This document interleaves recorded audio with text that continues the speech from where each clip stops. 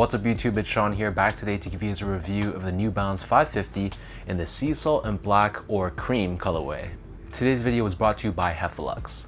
Heffelux is my all-time favorite sneaker insoles, and they sell eTPU insoles, which essentially is the same material you'll find in Adidas Boost. So if you're looking to add some additional comfort inside your shoes, be sure to check out their website, which I've linked down below in the description box. You'll see they sell a variety of different insoles, so depending on the type of insole density and the cushioning setup you're looking for, you're going to find there's a suitable pair for anyone. So I've been a paying customer of Heffelux for years now, and to me, I personally find them to be extremely comfortable. So if you guys want to check them out and try a pair for yourself, be sure to use the code SEANGO at checkout and get 15% off your entire purchase. So this is my latest New Balance pickup, which is a general release New Balance 550. Releasing in shops here in Canada throughout the past couple weeks, these retailed for a price of 110 US dollars or 150 here in Canada, and the style code for this shoe is BB550LWT. More commonly nicknamed as the Cream colorway, officially on New Balance's website, this is known as the Sea Salt and Black colorway. And for a general release 550, this one sold out very quickly. It's been very popular, which makes sense considering it's a very neutral and very wearable and versatile colorway. So diving straight into the details, the upper of the shoe is constructed out of a genuine cream colored leather. Just like all your other 550s, we have these 3 rows of perforations and this asymmetrical leather overlay on the toe cap. At the base of the toe box, we have this hit of this cream colored mesh, and then found on the lateral side, we have 550 printed on in this black color. The leather panel here has this backing underneath in black, and this entire leather panel on the bottom is perforated. Above this, we have the New Balance N logo, which is constructed out of a textured suede-like material, which almost feels like a basketball. And then next to this, we have this sliver of this black-colored smooth leather, and underneath this, we have a cream-colored nylon, and you'll see the top portion of the heel is decently well padded. Underneath this, we have another leather panel, and pressed in the center, we have the New Balance logo done in this black finish. Beneath this, we have this rubber heel clip, which gives you added structure and support for the back end of the sneaker. And then turning our attention back to the front, for the laces, these come with these flat style laces in cream.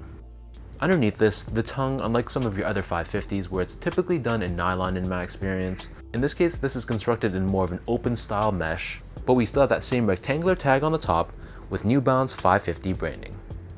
And then as for the insoles, these come with their standard Ortholite double stacked insole. So we have the standard foam layer on top done in black with the New Balance logo stamped on the heel. And on the back half of the insole, we have a secondary layer of foam to give you added comfort and cushioning. So the upper of the 550 sits atop this solid rubber cupsole, which is done in this vintage looking cream color. We have both the New Balance logo and the New Balance word mark found on the lateral side, but on the medial side you'll see in the middle, we have this wedge of exposed foam that's found within the rubber cupsole. Turning the shoe over to the bottom, here we have your standard 550 outsole. So this is constructed out of a combination of gray, black, and cream colored rubber. We have the circular pivot point on the forefoot, along with New Balance branding running down the bottom of the heel. So that breaks down the look and the construction of these cream 550s. And for those wondering about sizing, to me these fit like most of my other 550s, so I personally prefer to go a half size down. So I'm a true size 10, slightly on the wider side, and I feel like the 550 runs a little bit long, so because of that I prefer to go down to a 9.5. Keep in mind though, I know a lot of people that prefer to stick true to size because they find this toe box area to be a little bit narrow. But even though my feet are a little bit wider, I feel like the 550 breaks in pretty well. And in my experience, when I did go true to size, there was just way too much length and there was way too much heel slippage. So I personally prefer to go a half size down. But long story short, whatever size you normally wear in the 550, I'd stick with that same size for this pair. Just to give you guys a point of comparison, I also go a half size down in other New Balance silhouettes like the 992, the 990 V3, V4, V5, and the 998. And in comparison, I stick true to size or a size 10 in other New Balance silhouettes like most of my 2002 Rs, the 997, the 990 V2 because of its more narrow toe box, along with a lot of made in UK models like the 991, 1500, and 1530. Moving on to the comfort, so the 550 is a sneaker I feel feels much better the more you wear them and break them in.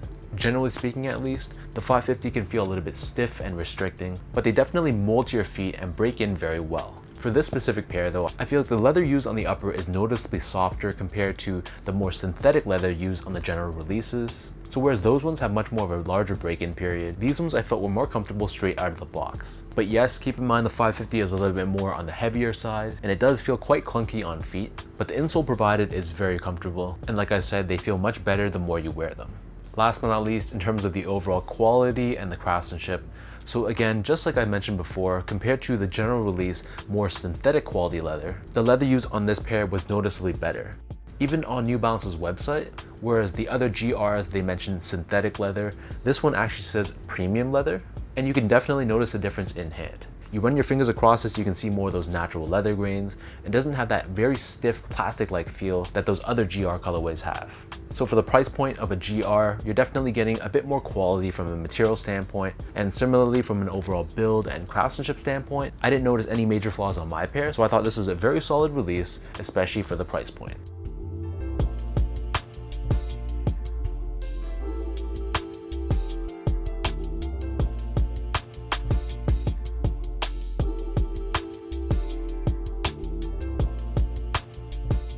With all that out of the way now, let me lace these up and I'll show you guys how these look.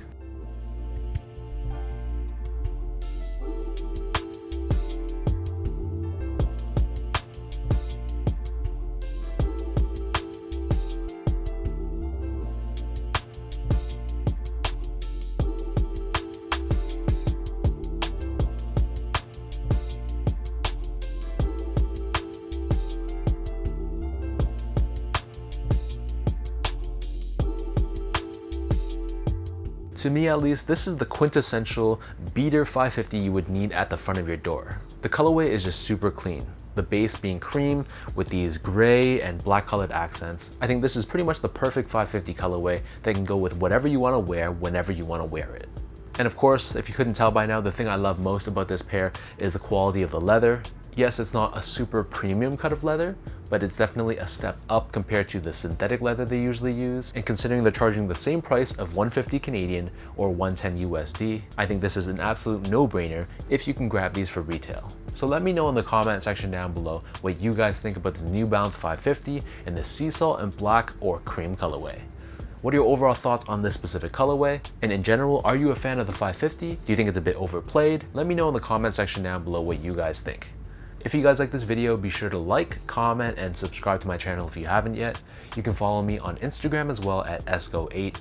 Check me out on Twitter at sean.go and visit my website at seango.ca. So until next time, thank you so much for watching. Hopefully you guys enjoyed this video, and I'll catch you guys in the next one.